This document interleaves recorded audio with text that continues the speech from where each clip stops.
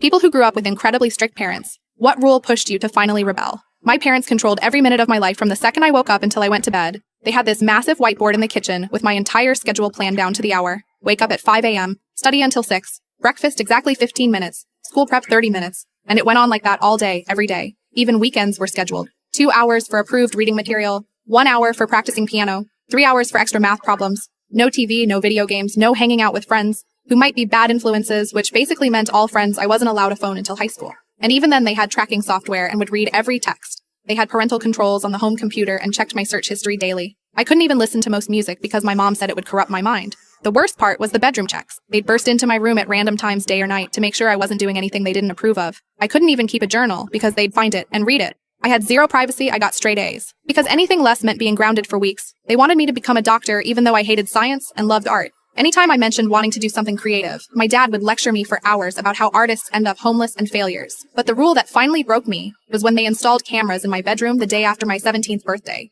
They claimed it was for my safety, but we all knew it was just more control. I came home from school and saw this little black camera in the corner of my ceiling staring at me. I stood there frozen, just staring at it. All those years of suffocating rules and constant surveillance crashed down on me at once. I didn't even think about what I was doing. I just grabbed my backpack, emptied my dresser drawer into it, and climbed out my window. I walked 8 miles to my friend Jenna's house, the one my parents had forbidden me to see because she had blue hair and wore ripped jeans. When her mom opened the door and saw me standing there crying with my backpack, she just pulled me inside and hugged me. I was terrified my parents would call the police. But Jenna's mom sat me down and told me she'd been waiting years for this moment. Turns out she and other parents had been watching how my parents treated me and were concerned but couldn't do anything without proof. She helped me call my aunt who lived 3 states away, the one my parents had cut contact with years ago because she was too rebellious. My aunt immediately said she'd take me in, but we needed to do things legally so I wouldn't be labeled a runaway the next day. Jenna's mom took me to speak with a social worker, and I showed them pictures I'd secretly taken of the camera in my room, the schedule, the locks on the outside of my bedroom door that they'd use when I got bad grades.